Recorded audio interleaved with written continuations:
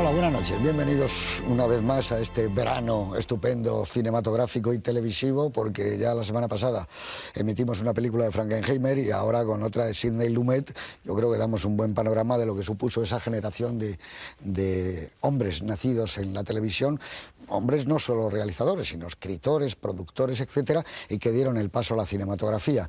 Hoy nos encontramos con la primera película de un director que a mí me encanta, que es Sidney Lumet, que quizás no ha tenido todo lo que se merecía con la crítica, tanto norteamericana como europea, pero sí, evidentemente, con sus pares, con sus colegas. En este libro, que es un libro estupendo y no de cotilleos cinematográficos habituales cuando se cuentan las vidas, con este libro de Sidney Lumet, yo creo que es el que más aproxima a lo que es un director y habla muy bien, con mucha claridad, del montaje, de las mezclas, de lo que supone la música, de la importancia del guión, etc. Bueno, pues Sidney Lumet entra en el grupo de los privilegiados que hace una primera película que tiene toda la miticidad que puede tener estas primeras obras como Satyajit Ray, Orson Welles, etc. Porque 12 hombres sin piedad, su primera película fue un bombazo en todo el mundo. Yo recuerdo cuando vi el estreno en España y nadie podía decir que no estuviera ante algo especial. Naturalmente era como un estudio 1 de los que se hacían entonces en España, y también muy bien, por cierto. Y precisamente de un estudio 1 de 12 hombres y piedad que hizo Gustavo Pérez Puig, podíamos encontrarnos a la plana mayor de nuestros actores, hoy la mayoría desaparecidos, y así sin venir a cuento por orden alfabético, pero recuerdo a mi querido Pepe Bódalo, recuerdo a Jesús Puente, Carlos Lemos, a Luis Prendes, tantos y tantos. Algunos quedan, evidentemente, de aquella gran programa. Bueno, pues hoy, con esta película me ocurre, le decía a mi amigo Jiménez Rico, que de repente la veo y me parece maravillosa, luego la veo y me parece que se ha acartonado, vuelvo a verla, me gusta por otros motivos distintos. De esta película yo resaltaría en primer lugar, y que nos lo comente ahora mi querido Eduardo Torres Dulce, que me extraña en el año 2003 que se llame 12 hombres sin piedad, que no haya ninguna mujer de jurado. Es extraño. ¿Por qué todo hombres? ¿Por qué fueron 12 y no podían haber sido 11 y una mujer, o 10 y 2 mujeres? Esto es curioso. En segundo lugar, es fantástica la fotografía de Boris Kaufman. Es una maravilla de fotografía. Incluso las tonalidades. Y en tercer lugar, que no sé si está bien o está mal, el enorme cuidado que tuvo Sidney Lumet al filmar esta película.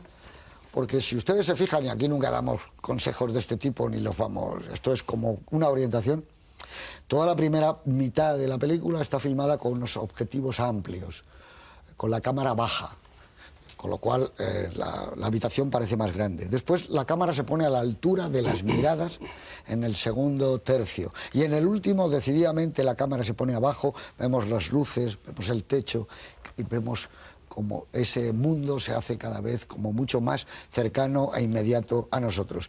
De Lumet, que es un director que yo, como digo, admiro, me gusta enormemente Veredicto Final, que tiene que ver con esta película. Es algo realmente magnífica, es una de sus grandes películas. Me gusta más que Network, que también hemos puesto aquí. Hablo de las dos películas de Lumet que hemos puesto. Y me gusta una muy pequeñita que hizo con Sophia Loren y Jack Warden, que es el tipo que se está loco porque no termina de irse a ver el béisbol, Jack Warden, que se llamaba Esa clase de mujer. Pero ya sin más, señor Torres Dulce, háblanos de esta película y es muy difícil de lo que supuso esta película en su momento, ¿no? Porque para el jurado, para la sociedad americana, por ende para todos los que la veíamos en el mundo. Buenas noches, José Luis.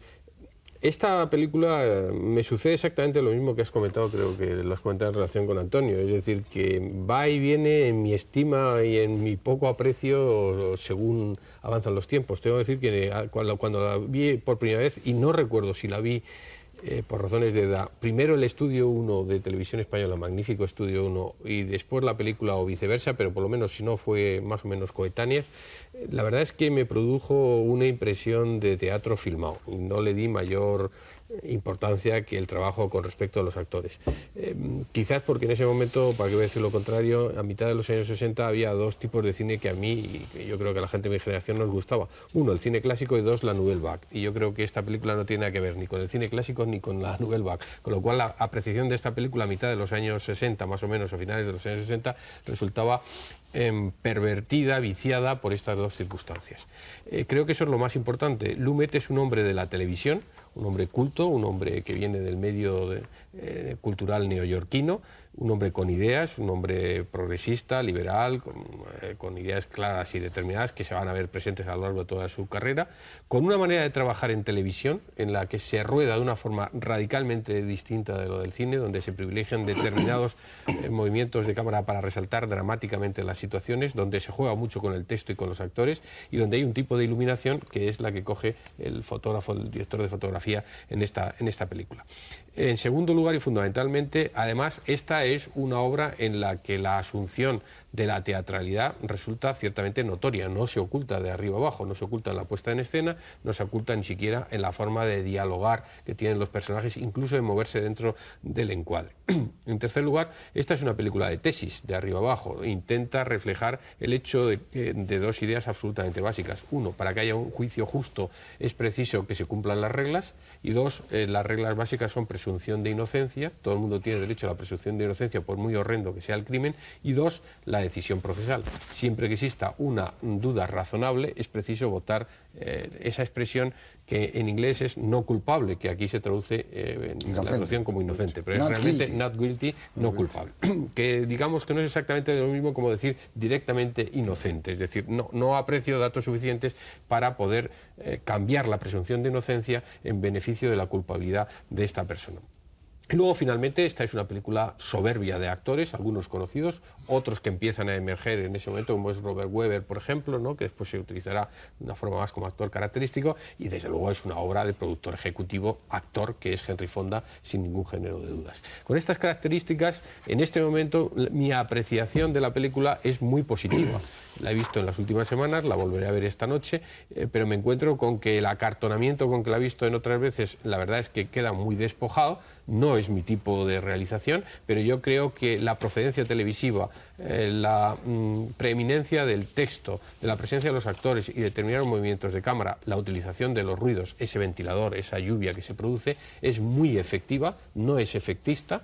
Es una película que asume un determinado estilo y resulta que ese estilo no acaba siendo ni teatral, ni televisivo, ni cinematográfico. Un estilo híbrido que se imponía en ese mismo momento, pero en todo caso un estilo híbrido con extraordinaria personalidad. Y para acabar mi intervención, el hecho de que no haya mujeres dentro de ese jurado, lo podemos hablar después en el coloquio, probablemente se debe a una elección puramente dramática. Es decir, a Reginald Rose, un guionista cuya carrera se desarrolló prácticamente en la televisión, y que prácticamente por esos años firmó un soberbio guión, que es el del Hombre del Oeste, ese maravilloso western de Anthony Mann, probablemente decidió que fueran actores todos ellos. Hay una posible razón, vamos a decir, de sociología, y es que para enjuiciar a un chico sentado en el banquillo, probablemente el fiscal hubiera preferido hombres y no mujeres que hubieran podido introducir un elemento, vamos a decir, de sensibilidad ante ese hecho, pensando que varones podían ser unos jurados más juzgadores severos, pero yo creo que en aquellos momentos había jurados masculinos y femeninos en Estados Unidos, y es una elección puramente dramática por parte del guionista Reginald Rose. Muchas gracias. Señor Jiménez Rico, don Antonio, buenas noches. Buenas noches. Segundo abogado que interviene para hablar antes de que veamos esta película.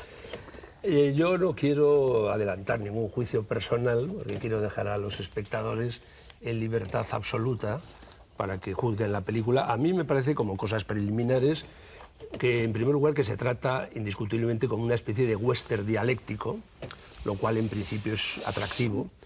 Por otro lado, que es uno de los casos clarísimos de un respeto a la unidad de tiempo, acción y espacio, que es lo que hace ese género un poco ambiguo entre cine, teatro y televisión. No hay que olvidar que Sidney Lumet procede de televisión, que el autor lo escribió el texto original para televisión, y que yo diría que es una de las primeras veces en que el cine imita a la televisión. no como tantas veces la televisión al cine, sino que aquí el cine, la industria del cine, imita la televisión. Luego hay una cosa muy curiosa que a mí me resulta muy atractiva de esta película, es que estamos viendo una película cuya historia nos la cuentan una serie de personajes que no la han visto, pero además nos la cuentan con las referencias de otros personajes que tampoco la han visto. Con lo cual hay una extraordinaria ambigüedad y una frontera entre la verdad y la mentira, por tratarse de una historia que no sabemos muy bien cómo fue, porque nosotros estamos viendo la versión de esa misma historia. A mí eso quizás es una de las cosas que me parecen más atractivas de esta película con el tiempo. Por otro lado, la diferencia, en mi opinión, que hay entre esta película y Veredicto Final de Sidney Lumet es, esta película Sidney Lumet la hizo con 30 y pocos años, es una obra juvenil, Veredicto Final es una obra ya más madura, y yo creo que esa es la diferencia, que en esta película Sidney Lumet tenía ganas de demostrar muchas cosas, que es lo que le da esa carga un poco de mensaje y de tesis que tiene.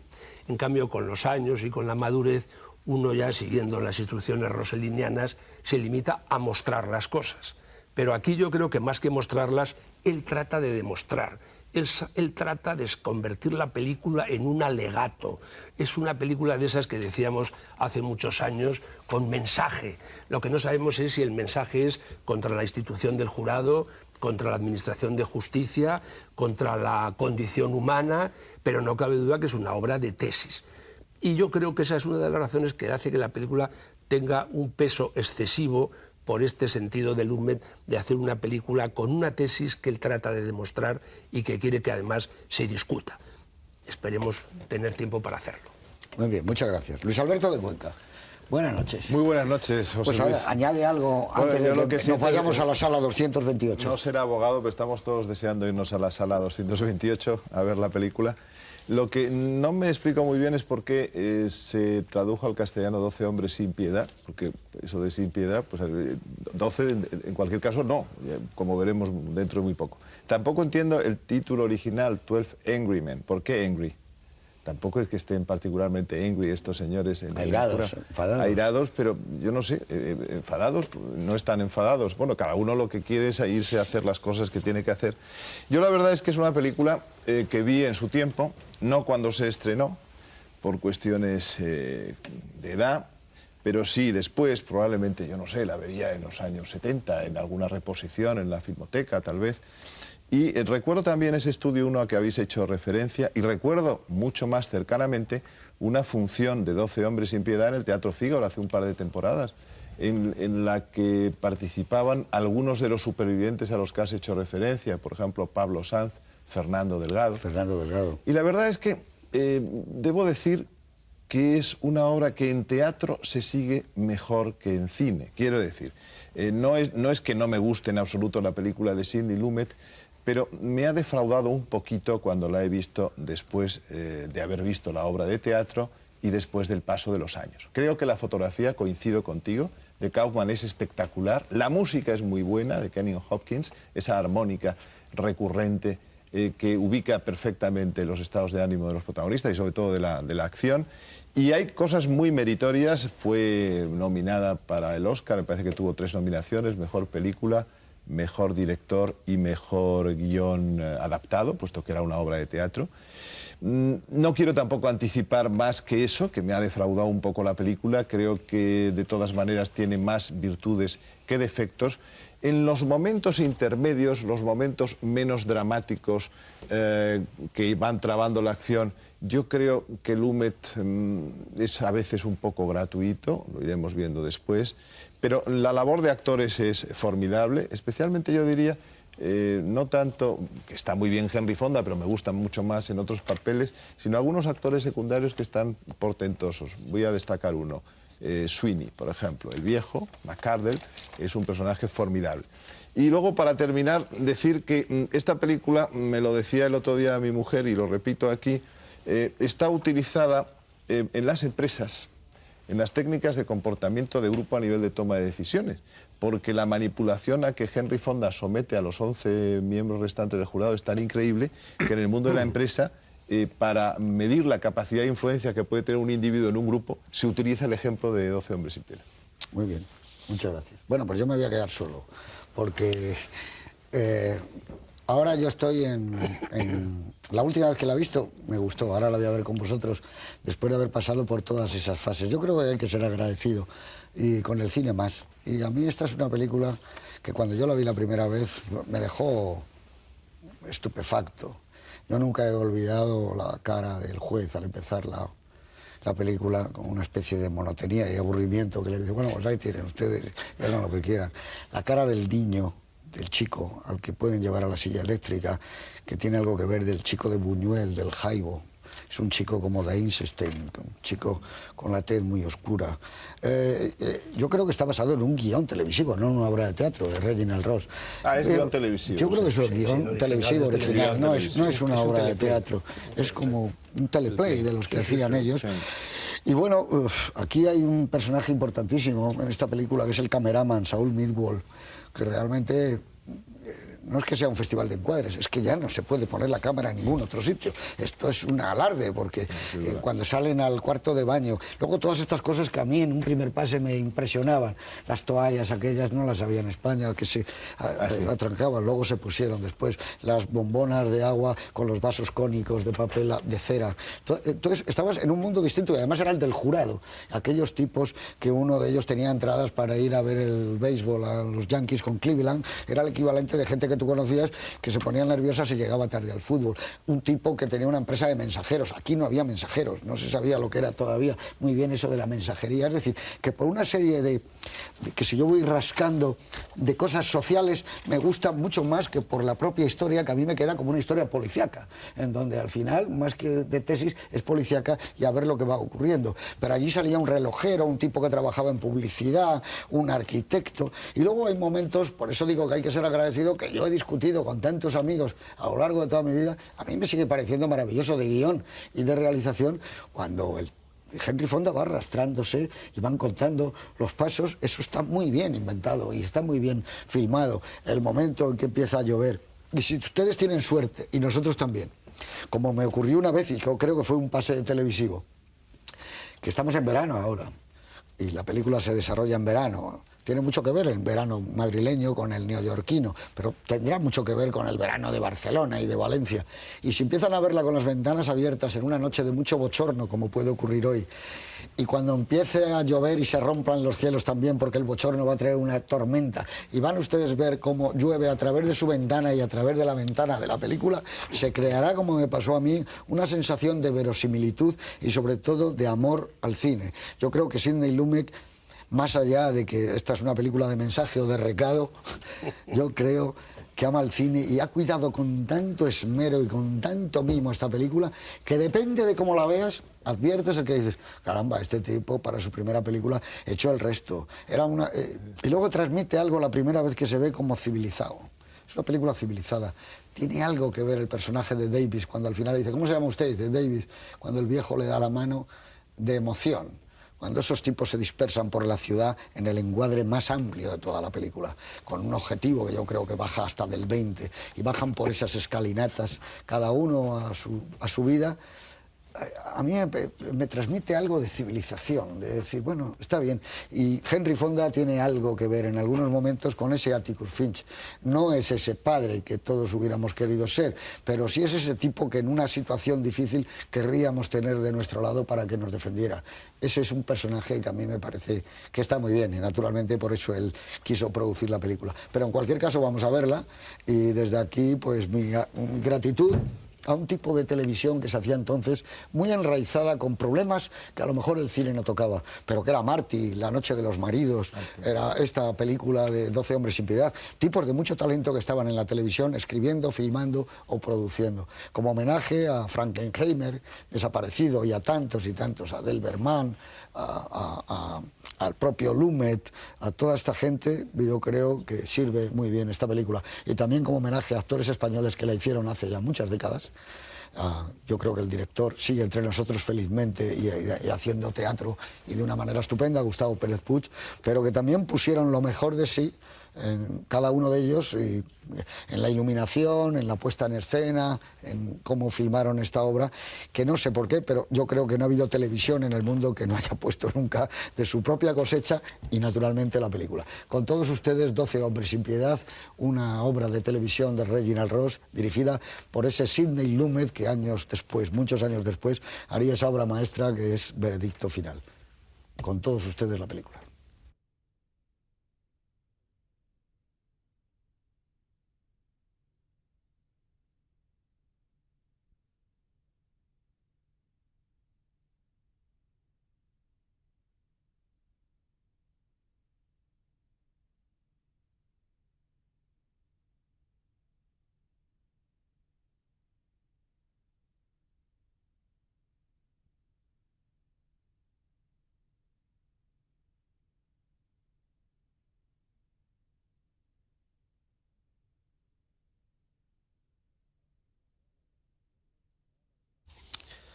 Acaban de abrirnos la puerta de la sala 228, igual que salían ellos, nosotros hemos salido, nos hemos sentado, alguno como Luis Alberto va a encender un pitillo, que todo se fumaba. Has visto que en la película, naturalmente, claro. Ahora cuando salgamos de aquí, claro, también llueve. También Todos llueve, fumaban claro. prácticamente Todos, ¿no? Sí, sí.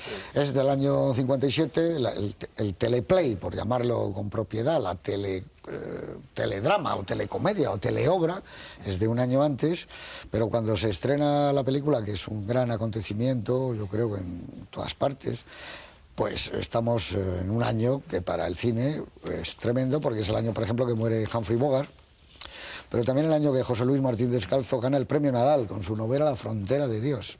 Y Cela es elegido académico de la lengua, el año 57, ¿no?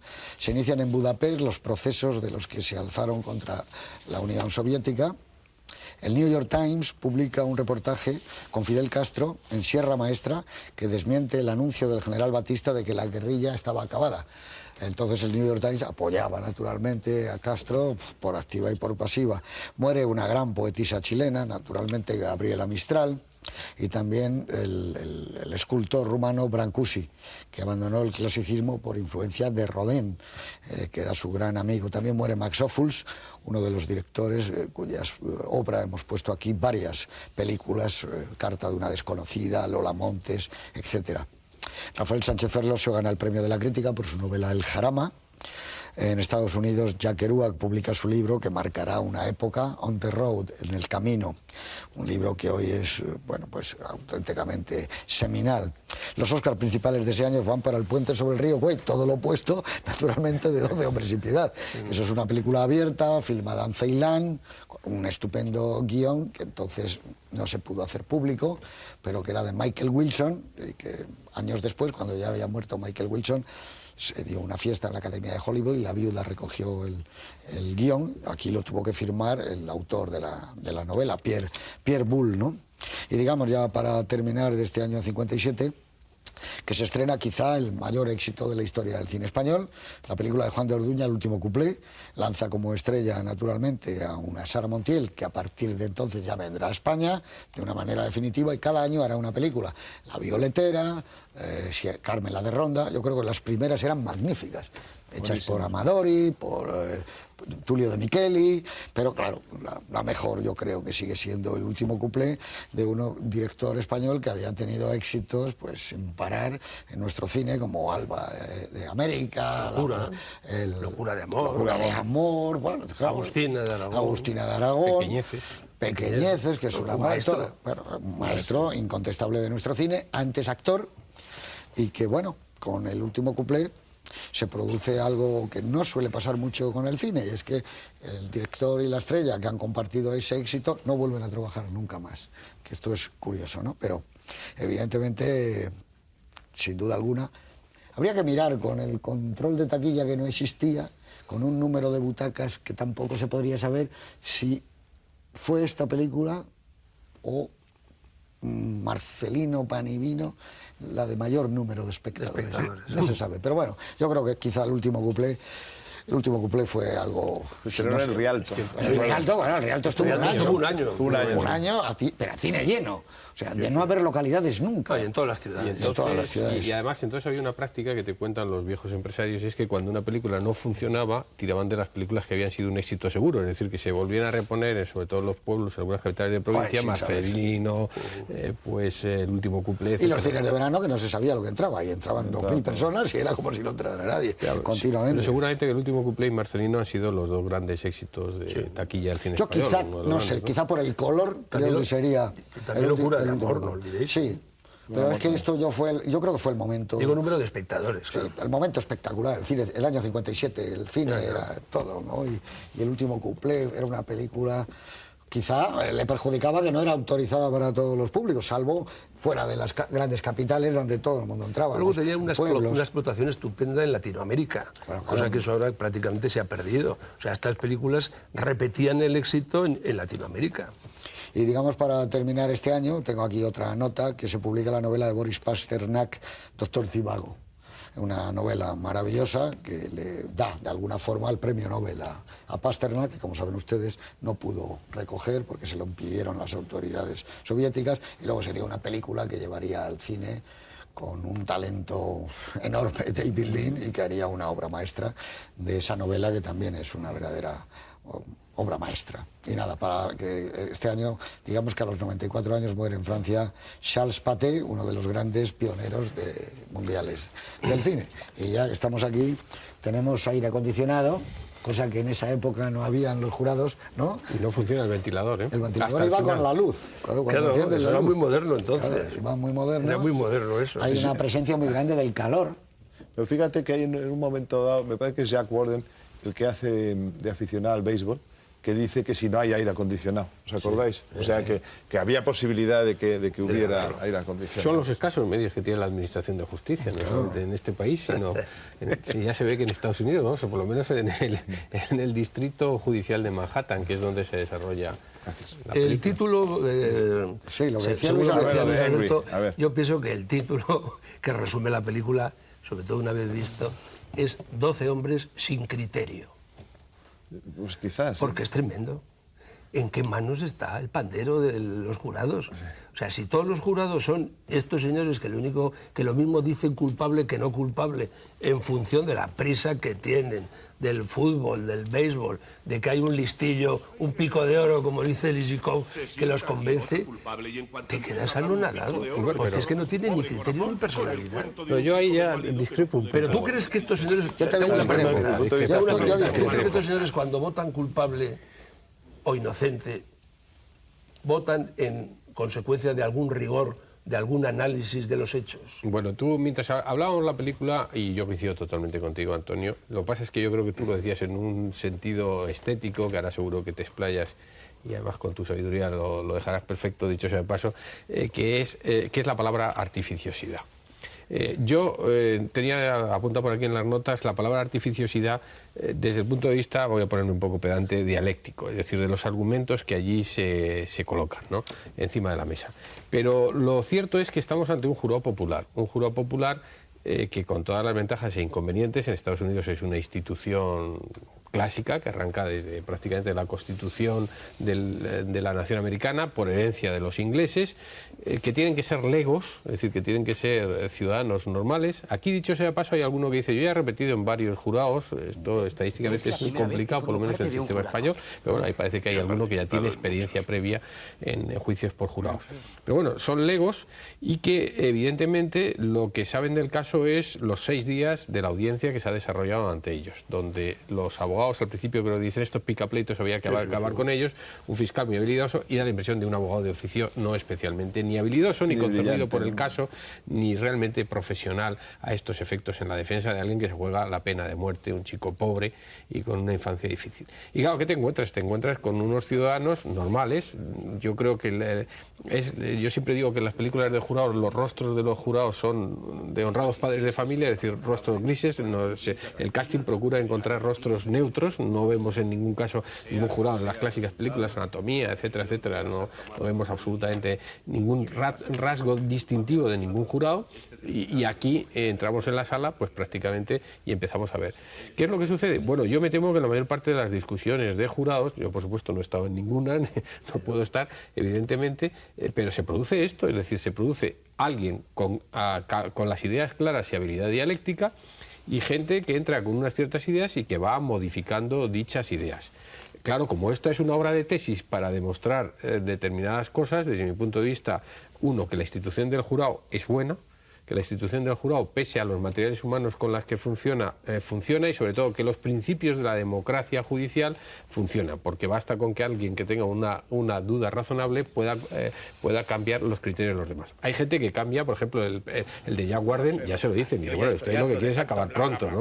Hay otros que desde el primer momento se encuentran seducidos por la idea que expresa Henry Fonda, y otros que van cambiando, en algún caso como el del publicista, va y viene dependiendo de las circunstancias.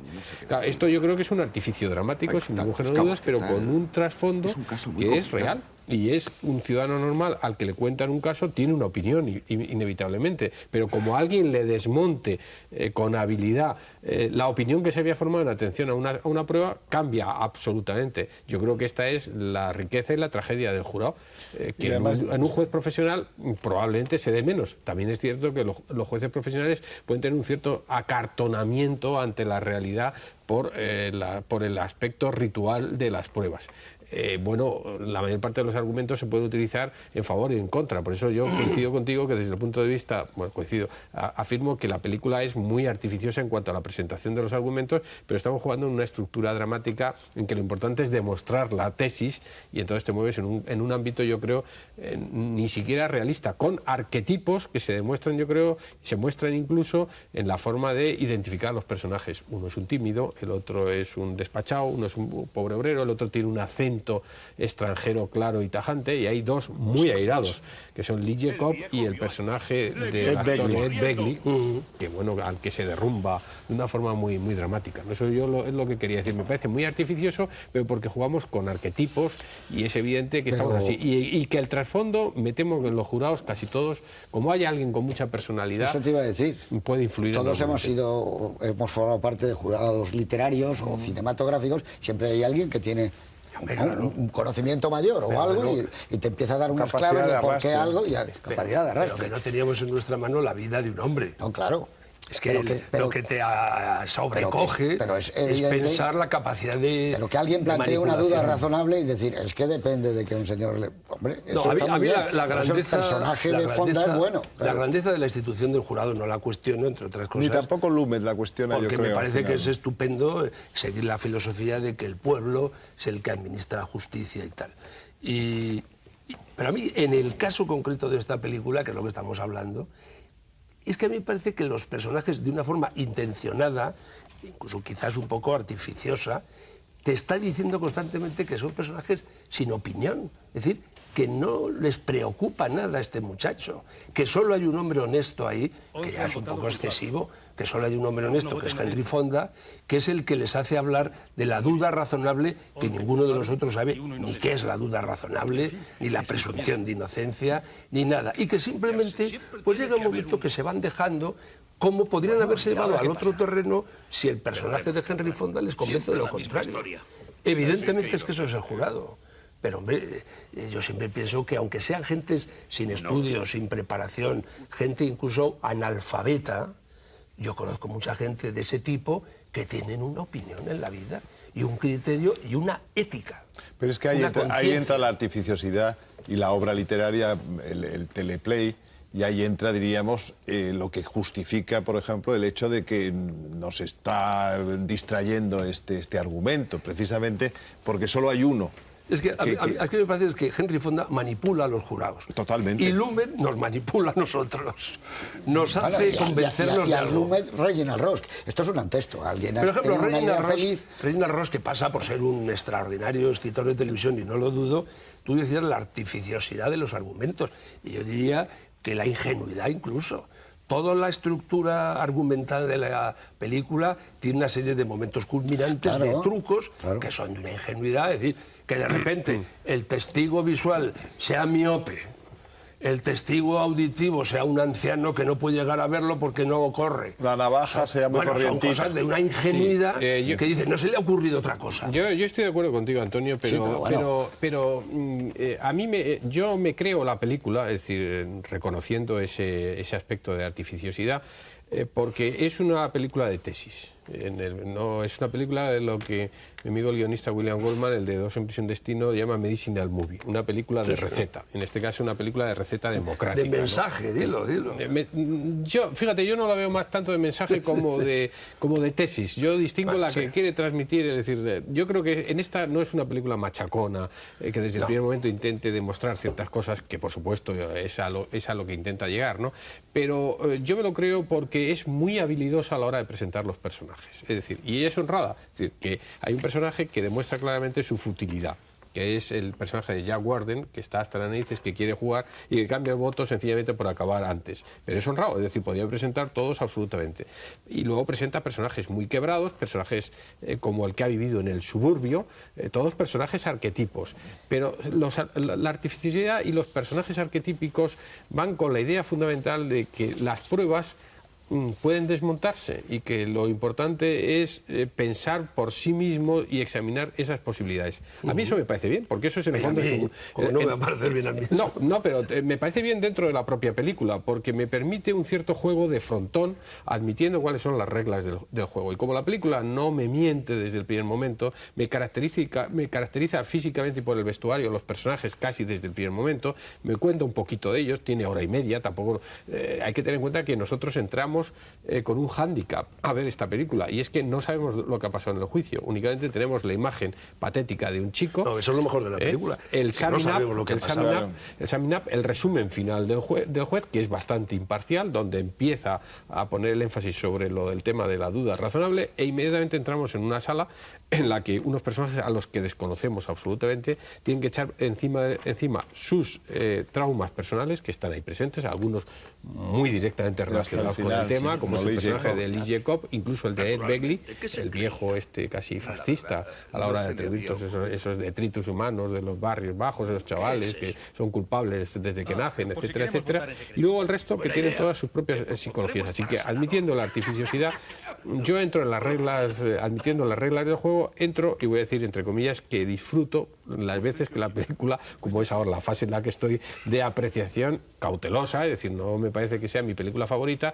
pero disfruto con esas reglas de juego que son claramente para demostrar cosas, un poco... Sí, porque tiene una lógica interna. Si se me permite, voy a decir algo que me va a machacar Luis Alberto probablemente, un poco en el tema del teatro clásico, un poco de Calderón, de personajes ideas y de personajes arquetipos, o por remontarnos un poco más claro atrás, que sí. ¿no? Si además la unidad que ha mencionado Antonio de tiempo, de espacio griega, y de acción, pues es la de la tragedia griega, no cabe la menor duda. En ese sentido tiene unas raíces que hunden muy, muy profundo en lo clásico. Hay un artificio que a mí sí es lo que más me chirría de la película, y ahí te doy absolutamente la razón, que es el tema de los que son miopes, de las marcas. Y todo el mundo empieza a recordar en ese momento que hay las marcas.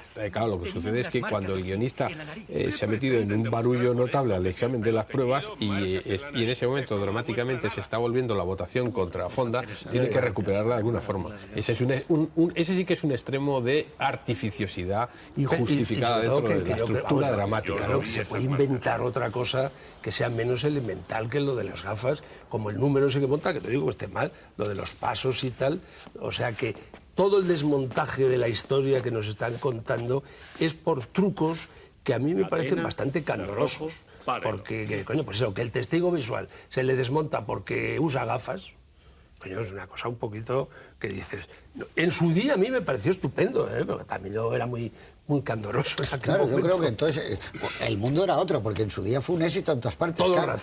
Entonces era un guión de enorme talento y que estaba muy Es que bien no olvides- llevado. Es como una novela de Cornell, de William Iris. Es que yo creo que Es que tiene fuerza dramática. esta los fue la personajes los primera tienen. película, yo creo, que se hablaba y se veía a un jurado por dentro. Cosa que es una cosa bastante atractiva, porque todos sabían, en España no, entonces no existía esta institución, lo que era el jurado pero es como ese sitio que se cierra la puerta. No, pero todas las películas que veíamos, Antonio, dice, el jurado pasa a deliberar. Y había un fundido pero negro además y salía. lo ha ¿Tienes dicho ya un Eduardo. veredicto? Y aquí Sí. es la primera vez que el jurado pasa a algo- deliberar y te abre la hay Y puerta. algo además lo ha dicho fiscal. Eduardo muy bien, porque en todas las películas de juicios el jurado son gente que han buscado caras que no te quedes con ninguna. Y luego no se les Completamente ve neutras. deliberar. Esta película te da eso. Te permite fisgar. Por otro lado, esta es una en película habitación. en que ya hay un espectador que ve televisión. Empieza a ver televisión. Y esta es una película que vive de las fuentes televisivas, que al fin y al cabo es como televisión para pantalla grande. Y eso tiene una estructura narrativa, unas normas de planificación que la gente acepta. Luego hay un reparto absolutamente excelente y un casting, esto que se llama ahora casting, estupendo, porque hasta los personajes más secundarios son un acierto. Y luego a mí me parece que, como es una película que tiene tesis, en aquellos años las películas de tesis se valoraban como que eran más importantes que las películas sin tesis. A mí me parecía que había películas aparentemente sin tesis que tenían una tesis mucho más compleja y que esta es una tesis muy evidente. Pero yo, por ejemplo, esta película que me gustó mucho en su día el personaje de Henry Fonda. Vamos, yo casi con 16 años o con 17, es que me enamoré de este señor que me parecía la honradez, la conciencia, la ética, la serenidad, unas cualidades que a mí en este momento me Ya no parece que te son parece, demasiadas. claro. Porque solo hay un momento que me la humaniza un poco, que es después de la primera votación, que él ya en vez de ponerse pesado, insistiendo, dice, bueno, si ahora repetimos la votación y se repite la misma votación, yo a favor de la inocencia y 10 o 11 a favor de la no inocencia, Me retiro. me sumo a la Pero mayoría. eso es... No, Eso está muy bien. Pues eso digo, que ese es el momento. Eso es un artificio, porque Sí, si narrativo. él está convencido de sus ideas, debe mantenerlas. Bueno, pero eso o es- lo hace simplemente porque Pero sabe eso que es una alguien va a bala tener grande, dudas, ¿no? ¿no? Bien, pero que de reconozco que en Fonda. vez de ponerse muy pesado, en ese momento acepta la posibilidad de perder en vista de que la mayoría es aplastante. Pero sin embargo, como evidentemente siempre hay uno que se va a su terreno, él sigue. Pero ¿por qué el personaje de Davis defiende esto? ¿Solo es por razones de conciencia? ¿Solo es por razones de ética? Yo creo... ¿O hay alguna otra razón? No, yo creo que son razones de ética, es decir, no es casual que uno sea arquitecto, Él es el por lo más, tanto claro. es un tipo intelectual con una mente racional, Se es supone una vida más alta. es un personaje culto y por lo tanto puede comprender bien cuál es la razón interna del principio de duda razonable, anejo al principio de presunción de inocencia. Yo me hubiera creído menos, para que decir lo contrario, si hubiera sido el de los barrios bajos o cualquier otra cosa. Ahora, una mente racional como la de un arquitecto, capaz de analizar los pros y los contras, calculador, con cultura y sabiendo lo que es, dispuesto a no creerse en principio lo que le ofrecen en el a mí eso me encaja como personaje psicológico, en psicología de personaje, ¿no? Y en segundo lugar, yo creo que él defiende las ideas, además Henry Fonda siempre defiende las ideas, siempre es el honrado. Hombre, eso lo ha dicho héroe, Antonio cuando has caballero, hablado ¿no? de western dialéctico. Sí, sí, o sea, sí. aquí Henry Fonda y momentos incluso pues, de violencia. ¿Os acordáis la escena de Lee Jacob con la navaja, que tiene su intensidad dramática y tiene su gracia, ¿no? Y él camina, esa manera de andar que ha mencionado José Luis, camina como camina en los westerns también. Esa secuencia que así anda está él. mal, ¿eh? Así anda él, Está claro, muy así bien. andaba, ¿no? La escena esa cuando él, que además es arquitecto, conoce muy bien el terreno, nunca mejor dicho, y ve los planos, lo plantea muy bien. Pero siempre ese personaje tiene que ir alguien que el público desde el primer momento va a aceptar. Si no lo hace Henry Fonda, lo hubiera hecho Spencer Tracy. Alguien que tú dices, claro, Gregory Peck, alguien que tú dices, este señor está un escalón por encima de los Exacto. demás, Y eso, por bondad, ética. que es el etcétera. acierto también del casting, bueno, aparte de que él sea el productor, porque Henry Fonda transmite esa veracidad. Y esa bonomía, hombre, Te lo crees. rectitud, Porque es un hombre que no hay más honradez. que hacerle un primer plano y esos ojos te están transmitiendo una honestidad, Honradez, sí. una honradez, Claro, tú aquí llamas a un actor con la cara un poco más atravilaria y no transmite nada. Sí, pero hay un momento Lleva muy traje bueno. blanco, además, sí. Pero, por ejemplo, dentro de que, claro, que es una puesta en escena en un mismo lugar y hay veces en donde él tiene que hacer planos muy largos de 5 minutos y mover la cámara y otros alternar continuamente, sí hay momentos que a mí, visto ahora, me parece que está muy bien, como el arquitecto este va hacia el armario, coge la chaqueta del Illico, se la da, el otro le mira cuando se la está poniendo. Ese es un momento bueno. Por cierto, Lee Jacob es un llega a momento decir... civilizado. Llega a decir inocente. Yo creo que sí, llorando. Lo farfulla, pero no sé si doblaje se entiende muy bien. poco. Inocente. Yo En el doblaje lo dice. Yo lo he visto los Lo días dice, ¿no? pasados en... Habéis parado la imagen, y tengo por lo dice, aquí sí, el teleplay ahora no lo he visto original. en y la lo dice. televisión. Sí, lo dice. Además, lo dice muy abruptamente, lo dice muy bien. Inocente, el discurso llorando. es absolutamente lo del contrario y lo dice Inocente, realmente inocente, muy bien. dice él. Por cierto, que luego hay una panorámica encima de la mesa con los restos del naufragio de ese jurado y Encadenada no ha con recogido la la foto del chico. La foto está rota y está encima de la mesa. Sí, sí, sí, O sea que claro. no guarda. Es bonita esa panorámica, Guarda, ¿eh? La de los restos del naufragio, muy bonita. guarda todo, pero la foto de su hijo rota se queda encima de la mesa. La puesta en escena está tan currada, que yo creo que está excesivamente currada, porque hay una serie de cualidades que son clarísimas. En primer lugar, no creo que sea teatro, lo digo con toda sinceridad, porque esto es realmente ese invento que era la televisión, que es un híbrido entre cine y teatro. En primer lugar, la cuarta pared existe. No es como en el teatro que solo juegas con 3 paredes. Aquí hay la cuarta pared, tú ves perfectamente todas las paredes, ves la de arriba, la de al lado. O sea, está hecho un decorado en que él utiliza muy sabiamente el movimiento de los panos, de las paredes, para poder hacer tiros desde todos los sitios sin romper nunca ese sentido de la profundidad, es decir, de irte tan lejos que ya se nota que la cámara está en un punto de vista imposible. Luego, los actores están movidos a veces un poco como piezas de ajedrez. Eso le da una cierta artificiosidad, que hay momentos de tensión, que hay un plano general y ves a los 7 u 8 personajes o 9 de pie al fondo que están colocados, vamos, como para hacerse la foto como western en de el fin de salón. año. Sí, eso es cuando el personaje de Ed Begley se derrumba en un extremo y todo lo está en el monta muy fondo. artificial. Y luego para que se vea a todos, ¿no? La planificación, que es perfecta, es tan perfecta que está tan elaborada de movimientos de cámara, de aprovechar el inserto de la navaja para cuando él se levanta subirnos con él.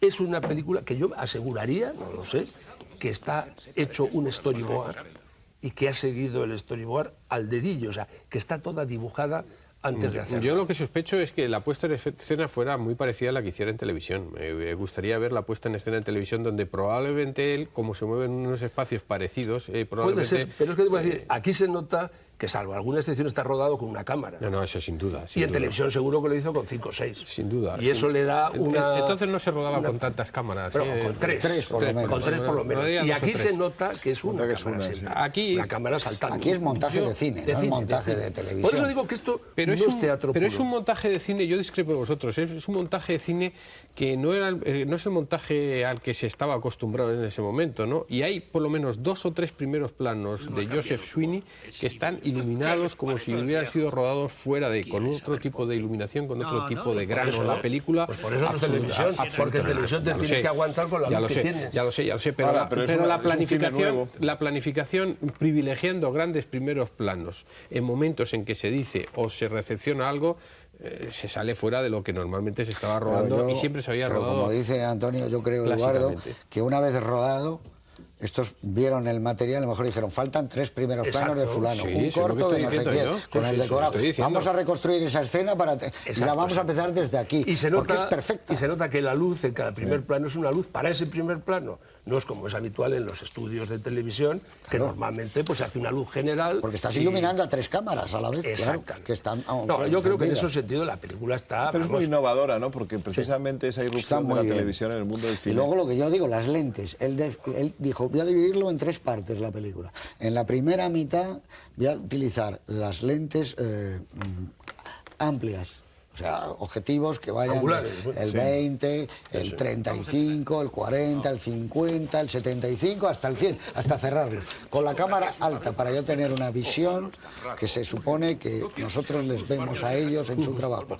Meterme a mitad de la película al mismo punto de vista de ellos. Ya la cámara está a eso. Y al final bajo, para ver que va a ser más agobiante ver ya todo el decorado. Cuando se encienden las luces, ves las luces en el techo. Luego estás viendo el techo. Eso es tremendo. y acabar con el plano más amplio y para mí el mejor, que es el último. Yo siento discrepar de vosotros. A mí la puesta en escena me parece absolutamente artificial, absolutamente buscada y artificial. Yo, vamos, no discrepas. Bueno, me parece que está tan elaborada que es artificial. Es decir, es precisamente, a mí me interesa mucho más la historia, y admitiendo el artificio como parte, ya lo he dicho, dramático, entro. Son reglas del juego y entro y no tengo ningún problema quitando lo de las gafas, que sí que me parece que ha sido rellenar algo en el que ya es una cosa absolutamente excesiva. Pero yo recuerdo un momento en que cuando el viejo Joseph Sweeney está hablando, demostrando su enorme capacidad de observación de ese vecino insignificante que tiene rota la chaqueta, etcétera, etcétera, y muestra un primer plano, enorme primer plano de los que está lleno la película, eso sí es claramente porque está pensando en términos televisivos. Es decir, la caja tonta, con perdón, la caja que se mete dentro de la sala de estar para que el espectador vea claramente la reacción. De igual forma que monta otro primer plano muy acercado de Henry Fonda sonriéndose cuando ve que empieza a causar la ira de Lee Jacob y del otro de Ed Begley. De eso está llena la película. Y eso te saca absolutamente de situación, sencillamente porque demuestra Sidney Lumet que no confía en el espectador, como todo el mundo en el espectador de cine. Es decir, los directores buenos son los que trabajan con planos generales. Hace meses veíamos El Dorado, por ejemplo, o no digamos ya John Ford, etc. Lumet lo que sí tendrá en Veredicto Final, donde tiene además un guión muchísimo mejor que este, sin ningún género de duda, de David Mamet, mucho más complejo. La película es totalmente diferente, pues es una película más aireada, más absolutamente, solamente el tercio final en la película, ¿no? Pero a mí me saca de la película precisamente ese énfasis de tipo que viene de la televisión y donde tiene que dar las cosas machacadas sin que el espectador pueda digerir lo que se le está ofreciendo. Hay muy pocos planos en los que se permita al espectador decidir. Generalmente la puesta en escena ¿eso lo cuentas como bueno o como malo? Como malo. Es que discrepo a vosotros cuando habéis dicho que la planificación, la puesta en escena es perfecta. Sí, yo creo que es perfecta. No me lo parece. No, a mí me parece muy no me lo parece. A mí me parece que está muy elaborada, muy pero eso equivocada. lo digo como un aspecto negativo. Muy Hay deliberadamente veces equivocada. que está demasiado elaborada. Y eso que tú dices que es cierto. Pero es que si no, ¿cómo se hace Es esto? que Lumet es un hombre inteligente, como ha demostrado en su obra. Con su carrera. Lo que hace es televisión, pero valiéndose de los instrumentos del cine. Estoy de acuerdo con eso. Hace televisión, que es lo que él sabe hacer, pero como es muy listo, utiliza los instrumentos del cine al servicio de la televisión. Por eso yo pienso que esta película es un producto netamente televisivo cinematográfico y no teatral, porque los tiempos, las tensiones, las atmósferas, los climas, todo eso es cinematográfico. No es teatro filmado. Yo creo que claro. no se le puede sacar más partido a ese guión de 80 páginas con una mesa, y eso es una mesa, 12 tíos y un Sería difícil cuarto de sacarle baño. más partido Es a que ese yo no guión, sé, porque eso es Eduardo. imposible saberlo. Hombre, se podría pero haber tienen hecho que haber seguido. menos complicado. Pero recordar la cuerda de Hitchcock, que era parecido, no podía, estaba metido en un estudio donde hay un arcón, donde hay un tío Pero por lo menos muerto, no cortaba los planos. y montaba planos de 10 minutos. Bueno, pero eso ahí está. Pero era igual. Eso es una prueba de estilo de Hitchcock. Él decide rodar esa película así. Le salió mal. Pero estamos hablando de esta película cuando no existía nada, ni siquiera esta película, y este tipo hace esta película. Luego, entonces él opta por una manera de contar que incluso 30 o 40 años después dice, bueno, te puede parecer, a mí evidentemente hay cosas que son artificiosas, pero caramba, está hecha con un mimo. Pero a lo mejor le cuidado, pedimos menos nivel de artificio, no, porque el tema es muy vamos, realista. está hecha quiero de decir. maravilla Vamos la a ver, película. porque, por ejemplo, estamos viendo el Hamlet. Hamlet es una obra extraordinariamente artificiosa y nadie diría que Hamlet es artificiosa. Ahora, Aquí si la planificas como esta, sí. Bueno, tal no vez. puede, porque Ya, hombre, claro, es imposible. no se puede. Si es que aquí lo que da artificiosidad es en la planificación. Yo creo que Lumet no se equivoca, es decir, Lumet dirige la película, la planifica y la pone en escena como él desea hacerlo. Yo lo que digo es que como viene de televisión, coincidió con Antonio, su dominio del medio cinematográfico no existe, y él entonces planifica con los instrumentos televisivos y le añade, por supuesto, instrumentos cinematográficos que está ahí. Y buena prueba de ello es que según va avanzando adelante, en cuanto a la utilización, ya en una película como Ser Pico, es completamente distinta, pero el Largo Viaje hacia la Noche, que está un poco más allá, ahí en cambio está... Esa clase de prácticamente casi mujer es rodada, una ¿no? película Pero ya no es normal. casual que vista la película ahora, y tú lo has dicho varias veces, lo que más me gusta, y veo que a ti también, son justo los planos generales fuera del Palacio de Justicia. El arranque, que a mí me gusta mucho, esa ampulosidad de presentar esa especie de Palacio de Justicia, con dentro aquello que me parece que te mete muy bien en situación. Alguien que ha ganado, que se está abrazando en un segundo término cuando te vas a la sala. Con esa escalera en que Henry Fonda, en ese ballet, que es el andando y bajando las escaleras. Cada uno camina de una manera. Lily Cole ha hecho polvo despacito. Ese minuto y medio de los 90 y tantos minutos quizás sea lo que menos ha envejecido de la película. No, yo acepto la película como es. Lo que sucede es que creo que probablemente si a Lumet le dijeras tienes que rodar la película ahora 12 hombres sin piedad, no la rodaría igual, en modo alguno. Él tiene una sabiduría cinematográfica que está en el libro este que tú dices. Pero empezaría a ponerle problemas a Reginald Ross para decir, oye, esto... Vamos a ver si te inventas otra cosa. Claro, porque esa sabiduría que tú dices se le han dado 40 años de profesión. Cuando habla de esa, que para ti, para mí, es la obra maestra de él y una de las mejores películas, cuando llegó Veredicto Final y empezaron a manipular en esa técnica que tú sabes, la estrella de turno, el guión, y vino otro guionista y al final él dijo, vuelvo a David Mamet, cojo el de David Mamet y gracias a Dios dijo Paul Newman que la hacía. Esa película, no el previsto. Veredicto, claro, es de Sidney Lumet ya maduro. Claro, aquí entonces él diría, yo creo que sobran muchas cosas a lo mejor. Vamos a hacerla con mucha más elipsis, vamos a hacerla sin tanta verbosidad, se puede hacer de muchas maneras. Con 3 miradas alguien puede convencer a otro, es decir, la haría de otra forma. Pero es que históricamente en ese momento la televisión estaba muy pujante. En ese momento él era el número 1 y dijo, yo quiero matrícula de honor. Empezar una carrera en cine. Y quiero demostrar que sé mucho de eso. ¿Qué hay aquí que yo vaya a meter? Dice, está el verano, Nueva York, el calor, la lluvia, la luz y no luz artificial. Todo eso está muy bien. Claro, entonces yo meto todo lo que sé. Oye, no olvidemos a partir que de le ahí, has citado al actor que hace el viejo. No olvidar el doblaje de Yayo Calvo. Está estupendo. Excelente actor y doblador. Que yo pienso que es el segundo doblaje de esta película. El segundo Sweeney. doblaje de esta película creo que es. Pero lo hizo Yayo. Sí, el segundo. Es Félix Acaso. Sería de los 70, a lo mejor el segundo doblaje. De todas formas... Yo he reconocido muchas voces, Félix Acaso, Yayo Calvo... La que más Yayo porque es la más singular y la más característica, claro. Bueno, ¿cuál sería el momento que tú eliges? Aunque estamos diciendo ya muchos momentos, Sí, ¿no? hemos dicho muchos momentos. ¿Cuál es el plano?